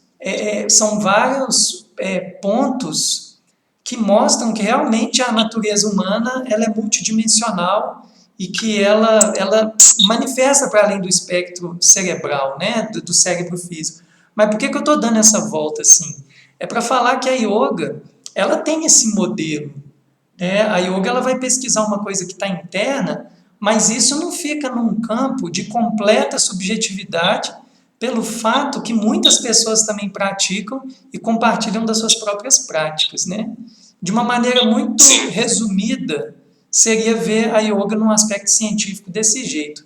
Agora, quando a gente também fala dela enquanto uma arte, isso aí eu falo até como também uma pessoa que dedicou bastante à arte, por mais que existam manifestações que lidam com a causalidade ou com sistemas caóticos de se fazer arte, mas muitas artes que têm como propósito também buscar equilíbrio, ordem, ritmo, né, como, por exemplo, uma composição musical muito elaborada, uma pintura muito bem estruturada, existe uma sadhana ali, uma disciplina em ficar ali exercitando para chegar naquele resultado. Né? Eu costumo pensar, Pedro, não sei se você já viajou nisso, um grande virtuose, seja em qual arte que for, seja um pianista, um violonista, um pintor, ele tem siddhis, né? Ele adquire poderes, né? Porque ele faz uma coisa que não é convencional, né? Qualquer pessoa que chega ali e toca uma sonata de Beethoven, né? Uma obra extremamente complexa, existe um poder de mente operando. Então, quando você vai entendendo que a sadhana ela tem uma questão disciplinar, ela também entra num aspecto de arte. E aí o interessante de ver a yoga nesse aspecto, que a yoga, ao mesmo tempo que ela tem o aspecto científico, ela tem um aspecto artístico, e ao mesmo tempo que ela tem um aspecto objetivo, ela tem um aspecto subjetivo se interrelacionando, né? E aí eu penso num negócio, que é um ponto aqui. Você quer falar alguma coisa, Pedro, nesse ponto aqui? Não, acho que uma coisa interessante que você falou, sendo o yoga esse caminho do contato interno, tem uma frase, acho que, não sei de quem que fala que a arte é a autoexpressão lutando para ser absoluta. Ou seja, a gente trazer para fora aquilo que existe de mais profundo e verdadeiro em nós. Sim. Agora, se a gente pensa na prática do yoga e pensa em toda essa questão artística, toda a questão artística não, toda a questão da disciplina, que faz a gente contatar o que tem de mais profundo em nós, no momento que a gente contata e deixa que essa parte nossa se expresse no mundo, seja da forma que aquilo que tem de verdadeiro em nós quer se expressar através de você, isso é uma expressão artística, né? Você poder trazer aquilo que existe de mais profundo e único em você mesmo. Então, para que a sua autoexpressão se torne absoluta. E aí a arte deixa de ser somente uma coisa, mas torna-se a própria vida. Né? A própria vida pode se tornar uma arte, né? A arte da gente viver, a arte da gente se expressar, a arte da gente se relacionar. E acho que o yoga faz um trabalhão nesse sentido de dar as ferramentas para que a gente esteja no mundo a partir desse lugar profundo e verdadeiro que habita em nós, lá dentro, né? Uma vez, Pedro, tem um cara aqui em Lafayette, ele é um cara bem interessante, assim, ele é um médico e ele é um cara assim, bem superdotado, sabe? Muito inteligente, conhecedor de muitas coisas, bastante assistencialista e tal. Uma vez ele conhece muitas obras musicais e tal. Um dia eu estava tendo uma conversa com ele, na parte espiritualista dele, ele é de tradição kardecista, né? Aí um dia eu falei assim para ele, mas, fulano, né? O que você acha quando você pensa assim no Beethoven, no Bach, nesses caras, em relação a esse processo evolutivo? Aí ele falou assim para mim, se eles iluminaram, eu não sei, mas eles tangenciaram a iluminação. Mas é isso. É claro que também existem, né? Da mesma forma, quando a prática yoga ela se torna egoísta e rajásica, você pratica um yoga demoníaco, né? Um yoga com uma motivação não bem montada e que faz você começar a ter uma visão equivocada dos ensinamentos. Existe também um músico de alta performance, o virtuoso ególatra, né? Que a pessoa também entra num outro processo. Mas esse paralelo, né, o ponto que eu estava querendo colocar, que esse paralelo de ver enquanto ciência e arte e tangenciar o objetivo e o subjetivo, é algo muito intrínseco à prática das tradições espirituais, especificamente aqui na Kriya Yoga, que a gente está falando, na Yoga, né? Agora, o ponto que aí que pega, que é outra coisa que um modelo ortodoxo, no fundo, sabe, Pedro, é difícil, porque aí eu pensando assim, se eu me colocar um pouco na bolha de uma visão mais ortodoxa positivista, é difícil mesmo inicialmente aceitar essas coisas enquanto ciência, porque você amplia muitas possibilidades para olhar para o objeto, né? E aí uma questão que eu vejo muito assim, por exemplo, quando a gente vai falar que você tem, quando você tem os ensinamentos colocados pelos grandes mestres, pelas tradições, ensinamentos universais, e você vai praticando as ferramentas e vai vendo os resultados acontecendo, isso também não acontece de maneira objetiva, né? Porque cada um está num processo. É uma coisa que eu vejo muito das armadilhas em relação aos CIDs na prática. Tem até aquela frase, eu acho que é do Aurobindo mesmo, né? Que no caminho vão ter muitas flores, olha para essas flores e desapega. As flores é os CIDs, né? Não fixa nos CIDs. Porque aí, por exemplo, uma coisa prática que eu vejo, o aluno iniciante de yoga começa agora a fazer pranayama. E pranayama é aquela coisa de mexer com a nossa energia interna, de começar a ativar a Kundalini, alinhar os nadis para ativação do Sushumna Nadi, etc. Aí o cara, de repente, numa aula, sei lá, tem uma explosão no Ajna Chakra, sente um formigamento, uma energia, abre uma visão e vê alguma coisa. Aí o indivíduo fixa essa experiência, achando que na próxima aula ele vai ter a mesma experiência. Tipo assim, chave e fechadura, 1 mais 1 é 2.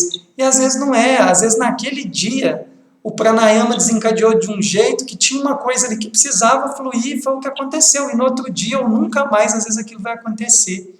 Né? Aí é nesse aspecto que a gente vê assim, tem a ciência que mostra, mas o momento, o contexto evolutivo, espiritual, energético do que está se processando ali é muito único, né?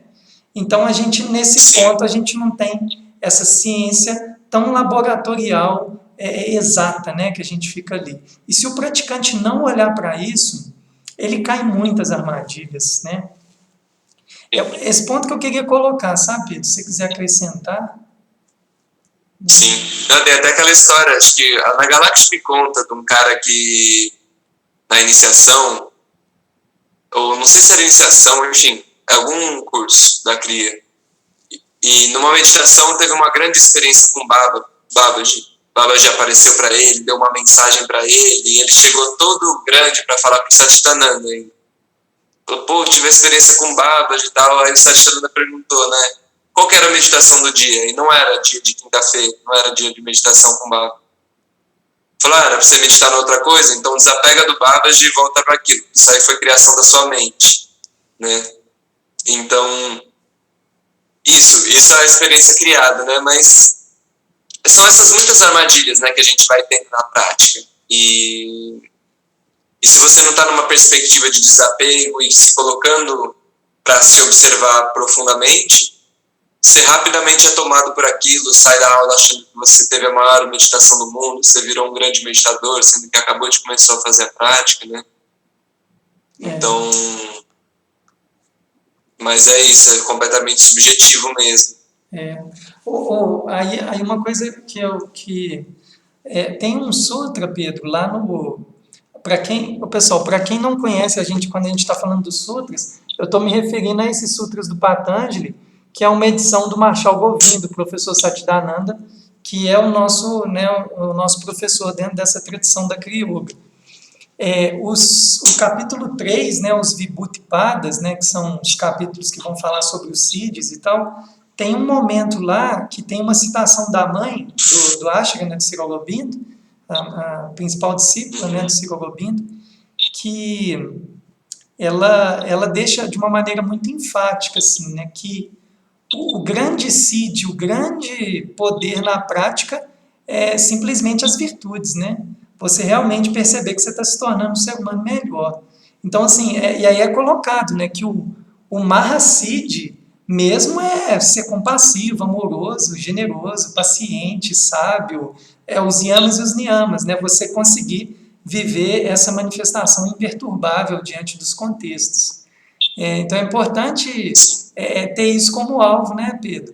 Porque a gente fica... Tem uma passagem no Insights que o Satchidananda comenta isso também, que muitos alunos de yoga chegam narrando seus samadhis, mas ele fala, tá, mas o que você vai fazer com isso agora? Né? Você vai ficar o tempo inteiro fixado na experiência que você teve um samadhi, um nível de silêncio mental, ou um siddhi, né? Um mestre também que é cortante com essas falas, eu já citei ele aqui hoje, é o Trungpa, né?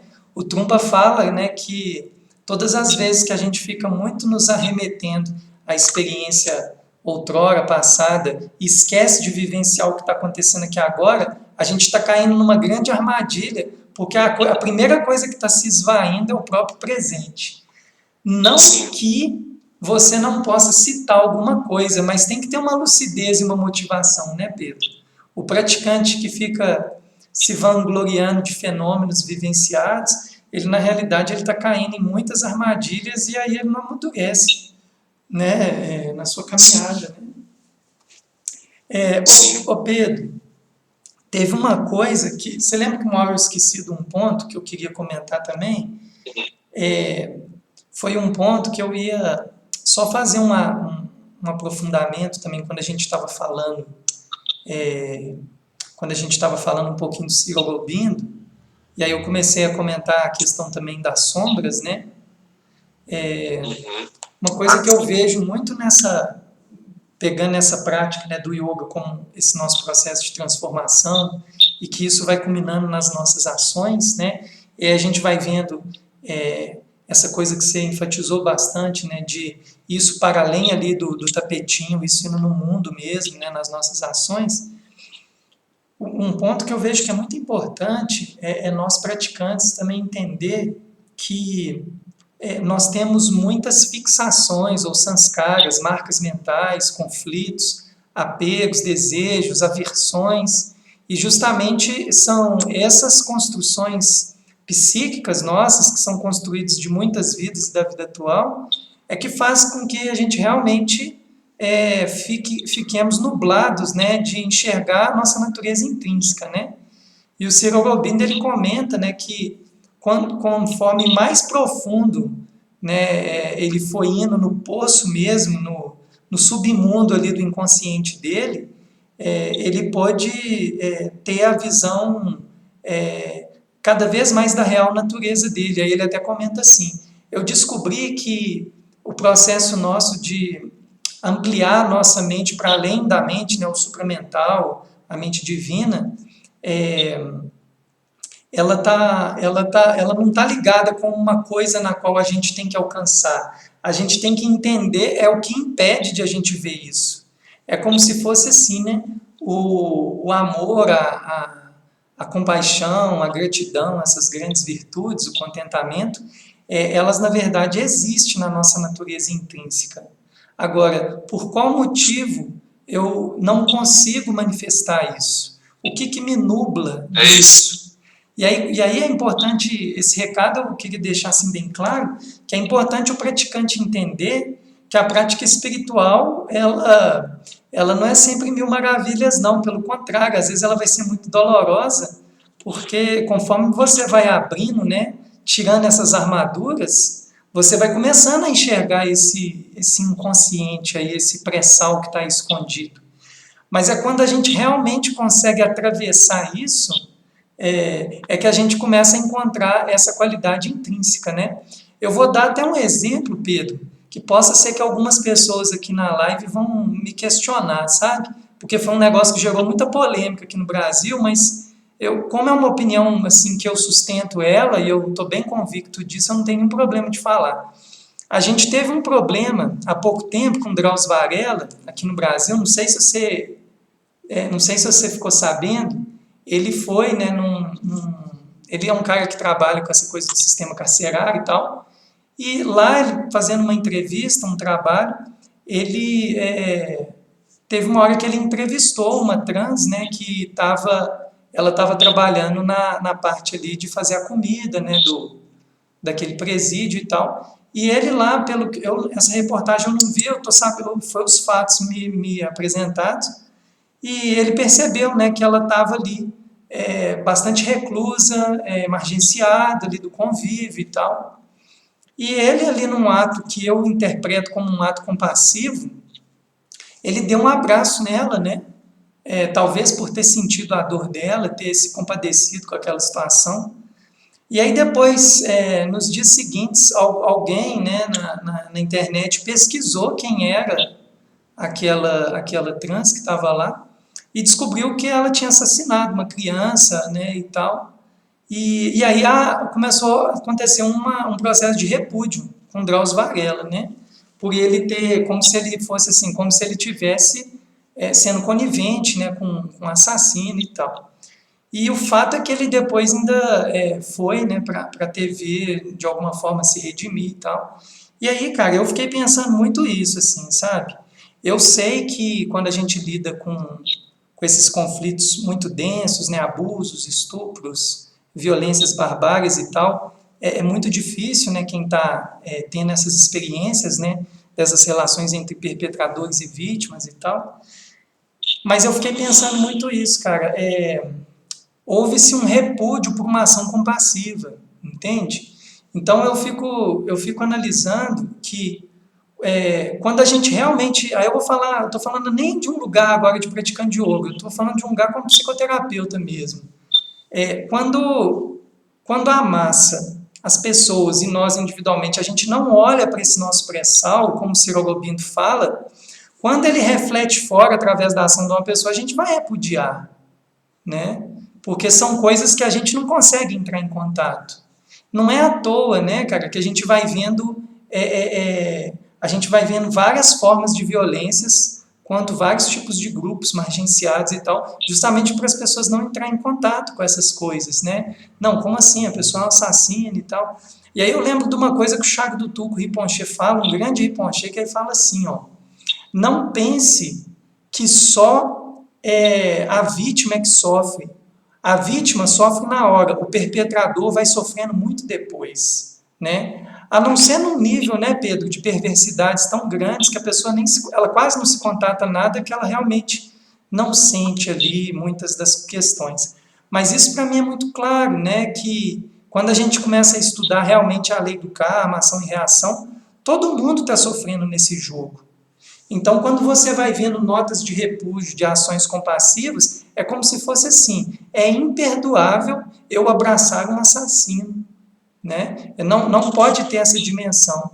Então, Esse é um ponto que eu vejo que na nossa caminhada de transformação, a gente vai verdadeiramente,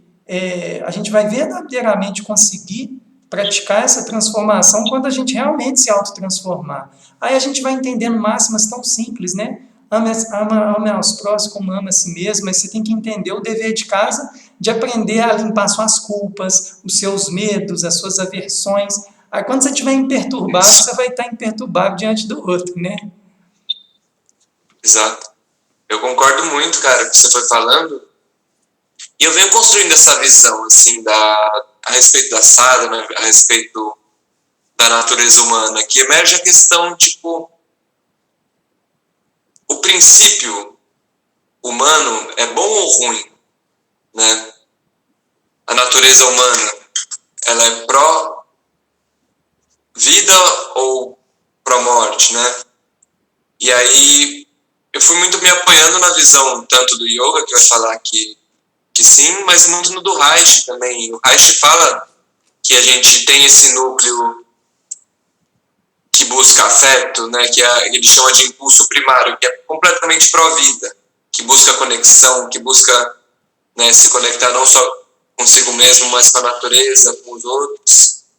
Mas o que ele vai falando que no nosso processo é que esse impulso que quer se manifestar não consegue, porque o mundo não dá suporte para esse tipo de manifestação. E como ele não pode se manifestar, ele se volta para dentro e vira em torno de angústia, de ansiedade, e vai virando isso. Então, e como o Aurobindo fala, eu acho que, cara, o nosso trabalho é com as sombras, né? É limpar a culpa, é limpar medo, é limpar a angústia, que é o que vai permitir a gente acessar essa dimensão mais profunda de nossa, de onde a compaixão emerge, de onde o amor emerge. Não tem como a gente conquistar amor, não tem como a gente conquistar e desenvolver a compaixão, né? Eu acho que eu concordo muito com o que você estava falando, essas coisas estão ali dentro, né? E eu acho que, né, puxando para a sadhana do Aurobindo, ele define a sadhana em 3 estágios, né? Que é o primeiro o processo de interiorização, para depois a ascensão, para depois a descida da consciência. E eu acho que o que a gente está passando muito nesse momento é conseguir fazer esse processo de interiorização, ou seja, sair das angústias, sair das culpas e permitir sentir aquilo que tem de mais verdadeiro e profundo em nós, né? E tocando esse lugar, a partir desse lugar, como você falou antes, limpa as coisas, faz niyama, né? Faz as suas purificações primeiro para depois poder falar em ascensão. Eu, quando entrei na bioenergética, eu criei yoga sempre mandando energia para os chakras superiores, né? E eu via o trabalho, minha tia mandou uma carinha, que ela é terapeuta da bioenergética também. E quando eu entrei na bioenergética, ela também me ajudou muito, o pessoal tudo mandando energia para baixo, para o grounding, para o aterramento, né, para os pés. E eu falava, caramba, né, eu tô aqui, um lado com respiração mandando subir para os chakras superiores e o outro mandando descer.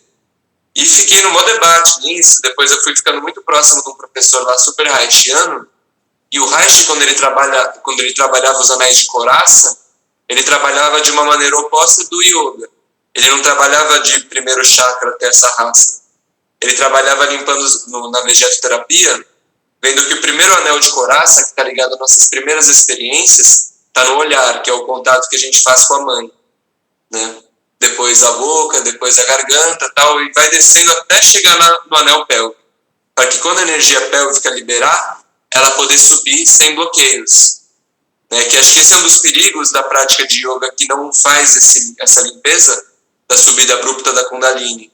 Essa energia toda subir, encontrar um bloqueio e começar a manifestar mais ainda aquela sombra que você não purificou antes de fazer a subida, né? Então eu vejo que muito do caminho que a gente está fazendo é esse processo da primeira parte da sadhana do Aurobindo, que é a interiorização.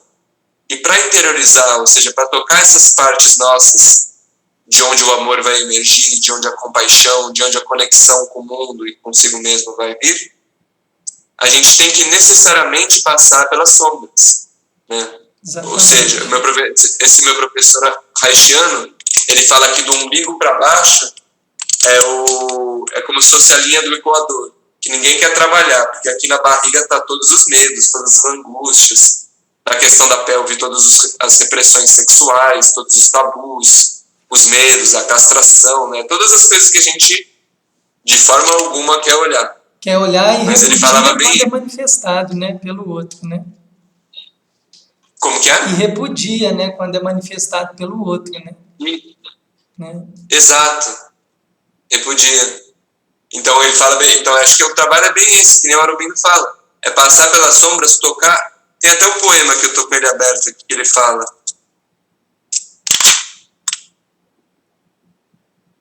Ele fala assim, ó: cavei profundamente, durante muito tempo, e meu ao horror da imundície e do lodo. Ou seja, o cara estava trabalhando naquilo que existe de mais sombrio na natureza dele, né? É. E uma voz ordenou: vá onde ninguém foi. Cavei mais fundo, ainda mais fundo, até chegar à dura pedra fundamental e bater na porta que não tem chave. E disso, né? Então ele se encontrava no fundo do poço da matéria inconsciente, né? Que é o que tem de mais denso na nossa natureza. E isso irrompeu em outro espaço e outro tempo. Um insondável assombro fechado de luz. Uma grande inversão da noite e do dia. Mudou os valores de todos os mundos. O alto encontra o baixo. Tudo em um único plano. Aí depois ele completa assim: tem que entrar na finitude máxima se quiserem chegar na infinitude última. O céu, em seu êxtase, sonha com uma terra perfeita. A terra, em sua dor, sonha com um céu perfeito. E temores encantados impedem os dois de unir-se. Então, acho que muito do trabalho que a gente vai fazendo nesse processo de interiorização, depois de ascensão da consciência, é unir aquilo que tem de mais inconsciente em nós, trazer a luz para a consciência, para permitir que a luz da consciência divina desça e permeie os níveis mais baixos da nossa natureza, né? E acho que é aí que vai vir a transformação que os Siddhas falam, que o Aurobindo mesmo fala, da transformação não somente de uma sadhana que entende a libertação lá no céu, mas que uma sadhana que entende, ou seja, uma disciplina espiritual que entende a possibilidade da transformação aqui na matéria, né? E nisso, o trabalho na inconsciência, o trabalho com o corpo, o trabalho com aquilo que é denso, de repente ganha maior importância, né? E completado esse processo, a luz vai irradiar, porque é quem a gente realmente é. Não tem nada pra gente conquistar. É que nem os koshas, né? Os revestimentos. É limpando os revestimentos que impedem o Ananda Maya Kosha, o corpo espiritual, de refletir e brilhar. E acho que quando não tiver mais esses samskaras e vasanas, tendências, traumas e medos, né? Depende da linguagem que a gente falar, naturalmente a luz do espírito vai brilhar. E o que é muito legal que o Aurobindo traz e os Siddhas trazem é a possibilidade desse processo ocorrer na matéria, no aqui e no agora. É. O Aurobindo, né, para mim fica muito claro que quando ele fala da revolução supramental, é como se fosse da mesma forma que houve a revolução mental na matéria, né, onde a própria matéria ela manifesta nas formas coaguladas, ou seja, as formas coaguladas também é a origem da matéria, né? A revolução supramental a gente entende que é o próprio divino manifestando na matéria, na sua natureza intrínseca, né? Vamos colocar assim, divinizando realmente a matéria, né, Pedro? Ô Pedro, muito legal essa colocação toda que você fez, para mim deu para aprender bastante assim também, né? Essa coisa que você citou da bioenergética, né, que faz esse movimento contrário, e que aí sim, quando sobe então a energia da base, ela sobe fluida e ela não vai trazendo, né, à tona essas sombras, né, porque na verdade o indivíduo já está se olhando, né, ele já está... Esse é um ponto interessante de a gente não entender a nossa caminhada também como um processo materialista espiritual, né, entender que realmente é um processo de purificação gradativo. O Ciro Aurobindo e a mãe fala muito disso, né, que o processo ele é aos poucos, ele é gradativo.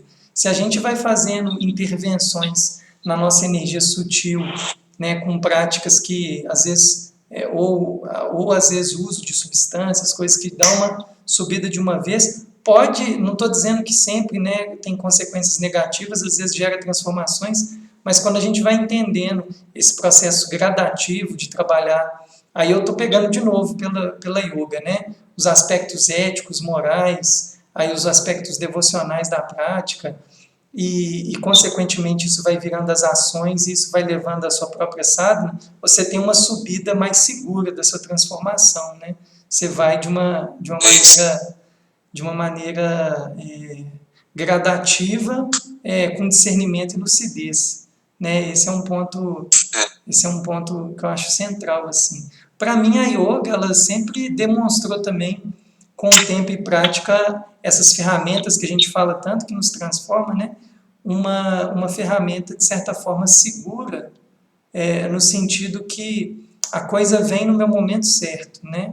A coisa vem quando eu realmente estou preparado para acessar aquilo. E aí vem a questão... E ela acontece. Hã? Não, o que eu ia falar é que essas horas simplesmente acontecem, não é você que faz, né? E aí vem de um lugar, né, Pedro? Um lugar de lucidez, né? A gente não cai em muitas dessas armadilhas. Ô Pedro, é interessante, né, cara, que eu fico pensando assim, quando a gente vê, nós voltando de novo nessa questão, pensando a yoga como uma ferramenta integral, né? Então que ela também é biológica, ela é psíquica, ela é social, ela é espiritual, ela é coletiva, né, e tal.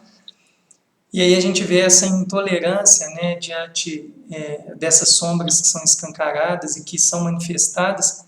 A gente realmente entende que no todo, quando a gente vai vendo muitas estruturas de desigualdade em relação às nossas construções sociais, ou de estruturas que privilegiam, né, minorias em prol de maiorias, a gente vai vendo a própria não natureza compassiva da mente operando, né, nessas várias estruturas. E, ao mesmo tempo, também o contrário, quando a gente está vendo várias iniciativas onde as pessoas passam a ter uma visão mais ampla, né? Então, eu fico pensando, né, se realmente... o que eu acho que é uma coisa que fica legal para esse contexto que a gente está conversando, quando a gente começa a entender que a yoga, então, passa a ser um instrumento de educação, e educação de quem você realmente é, você tem uma ferramenta que ela é totalmente abrangente na nossa relação com o todo. Essa é uma coisa que eu sempre penso muito, né? A gente cria uma cultura tão locus externo, tanto para fora, que você vai se tornando as pessoas habilidosas em treinamentos externos, que eles têm a sua função na nossa forma de se organizar socialmente, mas você não prepara o indivíduo para que ele se conheça, né? Então ele vira um técnico, né? É uma forma de manter o indivíduo ainda mais alienado dessa condição intrínseca dele, né? Então eu realmente acredito que a yoga ela realmente é uma transformação integral. Se a nossa sociedade começa a entender isso, a gente vai ter muitos benefícios assim, para gerações futuras, né? Transformações civilizatórias bem mais equânimes, né? Bem mais responsáveis com o todo, né? E acho que isso que você falou do técnico traz um elemento muito robotizado, né? E o robotizado pelas ações automáticas que a gente vai desenvolvendo. E quando a gente pensa em ação com consciência, a ação com consciência é justamente sair do automatismo e começar a trazer consciência do porquê você faz o que você faz, porquê você age da forma que você age, porquê você faz tudo o que você faz, né? Então você começa a trazer consciência, e a consciência pode ser praticada, como a gente estava falando, em todos os momentos e situações. Então, não necessariamente a pessoa precisa ter um dia dedicado ao yoga, mas no momento que você compreende a possibilidade da autoobservação, do desapego, da entrega, tudo vira uma oportunidade de prática. E acho que se a gente, para a gente finalizando, né, para a gente ir amarrando, se a gente conseguir cada vez mais comunicar essa ideia de um yoga integral e um yoga que permeia todos os âmbitos da vida, essa é uma coisa que pode gerar muita transformação a nível coletivo, né? A nível individual e, consequentemente, coletivo, pensando na não separação entre individual e coletivo, né? É isso, cara. nós estamos todos realmente emaranhados, né? Se a gente for pensar. Né?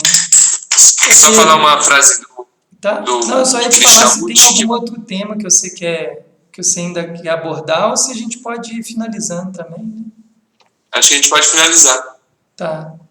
Pode falar. Mas só uma frase que eu estava nisso que a gente estava falando da questão de quanto que nosso estado interno cria o externo, e a gente muitas vezes se revolta contra a sociedade, mas não necessariamente contra o estado de consciência que gerou a sociedade, ou seja, nós. Né? Então a gente fica criticando e não vê que as mesmas formas estão na gente. O Krishnamurti ele fala assim... A gente não se revolta contra os nossos próprios sanskaras, né? As nossas próprias fixações, elas refletem nos outros e a gente realmente entra em contato com aquilo. Como a gente não olhou para aquela sombra, é como se ela está escancarando aquele lugar que você ainda não frequentou. E aí a gente sai do nosso controle, né? Mas é um momento que eu sempre percebo assim, na terapia, que esses momentos onde as sombras vão apresentando são muitos momentos de a gente perceber as diluições do ego e da autoimagem para que ele se mantenha nessa estrutura, né? Essa estrutura que ela vai em alguns níveis ela vai se destruindo, né? Vai se autodestruindo, ou faz com que o indivíduo ele fica realmente nublado do que ele realmente é, né? É um reflexo total, né? É isso mesmo. Manda ver com o Krishnamurti. Mas só para fechar, ele fala assim: o homem está sempre buscando liberdade, mas liberdade meramente externa, com a estrutura social. Portanto, ele está em revolta contra a sociedade, mas não contra a estrutura psicológica interna que criou a sociedade. Né? Então, e o que a gente pode trazer como reflexão é: será que é possível uma mudança radical na estrutura psicológica do homem moderno? Acho que será que é possível a gente mudar radicalmente a forma como a gente aborda a existência? O que você pensa? E nós do yoga... O que você pensa? É possível? Eu acho que sim. A gente, como professor de yoga, tem que acreditar que sim, né? Mas não é um trabalho fácil, né? Porque esse é um baita de um trabalho, é um trabalho de uma dedicação muito grande. Só quem está na prática mesmo, né, sabe quanto que é de entrega nisso. Mas eu acho que é possível. Pedro, sabe o que eu penso de uma maneira bem simples sobre isso? Tipo assim, a impermanência está aí, cara. As transitoriedades estão aí. Civilizações ruins, civilizações nascem de novo, né?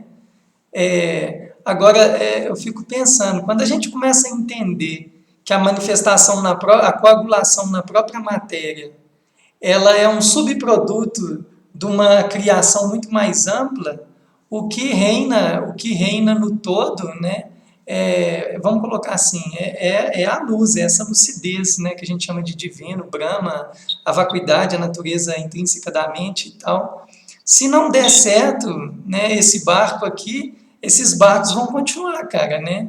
Como Ciro Gobindo fala, o nosso corpo não pode ser queimado, a nossa essência não pode ser queimada pelo fogo, apagada pela água, cortada pela espada, né? A nossa essência é divina, o nosso espírito, quem vai vivenciando essas experiências autopersuasivas na prática, vai tendo essa compreensão. Então, se não dá certo, tudo bem, depois tem outras configurações, né? Mas vale a pena tentar, né? Vale a pena muito, muito. Bom, eu queria perguntar aqui se alguém quer perguntar alguma coisa, né? Nesse finalzinho, quem sabe, Pedro? Às vezes alguém está com vontade de perguntar ou fazer alguma colocação, né? Porque eu e o Pedro, a gente ficou tão que às vezes a gente não interagiu, às vezes, um pouco, né? Alguém quer, pessoal, fazer alguma colocação? Acho que não. Ô Pedrão, eu queria agradecer, cara, por esse nosso encontro, né? Essa disponibilidade. Eu que agradeço. Essa disponibilidade nossa aí. A Ju aí falando. Obrigado, Ju. Da próxima nós vamos fazer uma caju também. Né? Queria saber se as lives são periódicas. Essa foi a primeira live minha com o Pedro, né? Mas a gente pode pensar, a gente pode pensar em outras, né? Continuar a prosa com a que mais Aline, tem aqui. né? Agradecer minha mãe tá ali também, Lógia Castilho, gratidão mãe, minha tia, todo mundo Saudade da participou, sua mãe gratidão. também, viu, Pedro? Ô, pessoa, sua mãe e seu pai, como que são generosos quando eu fui visitá-los aí em Belo Horizonte. Ô, Você é um querido queridão, lá em casa, gratidão também, o o Arthur lá Arthur, também, né? o Tapazinho. Ô, Pedro, Mas, só pode falar. não, queria falar, depois a gente podia pensar algum outro tema e abordar um tema e a gente vai falando sim. A Aline, mais alguma, a gente A Aline é de São Paulo, essa que podia está fazer. perguntando das lives, ela é de São Paulo? Sim, a Aline, Deixa eu... ela é aluna Eu sua? acho que quase certeza que sim. Ela fez, acho que, iniciação com a gente. Aline, você fez a iniciação com a gente na Gniflow, né? Eu acho que sim. É. Mas, enfim, isso, ela mesma. Ah, Namastê, beleza. Aline. Ela fez a iniciação com a gente aqui no Fala Galáctico. Ah. Mas é isso, depois vamos pensar um tema, a gente pode abordar algum tema específico e vamos discorrendo, né? Pedro, vamos ver essa questão talvez a gente monte uma programação, uma rotina, né? Se a Aline também, eu aproveitar, vou falar para ela, talvez ela se interesse.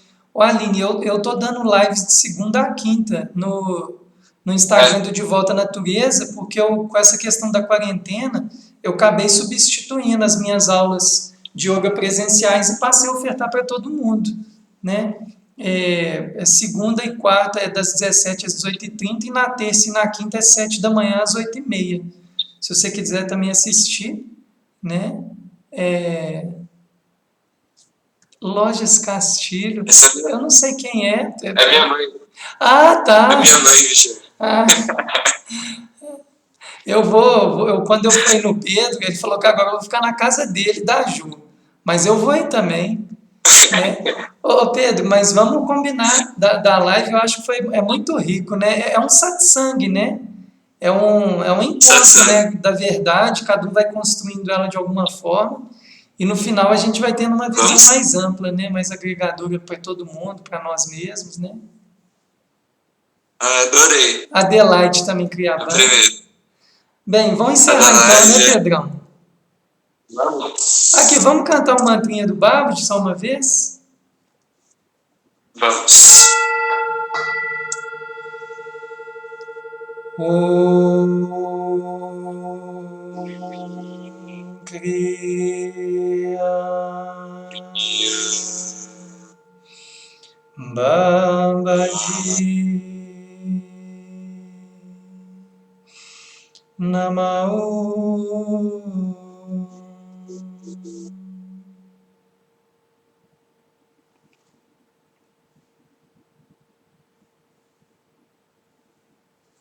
Gratidão, pessoal. Gratidão. Namastê, namastê, Pedrão. Pra caixa. Namastê. A gente vai se falando. Pra caixa. Vichara. Então até a próxima. Próxima a gente manda aqui. Beleza. Tchau, tchau, pessoal. Fechar aqui. Tchau, tchau. Boa noite. Que lindo!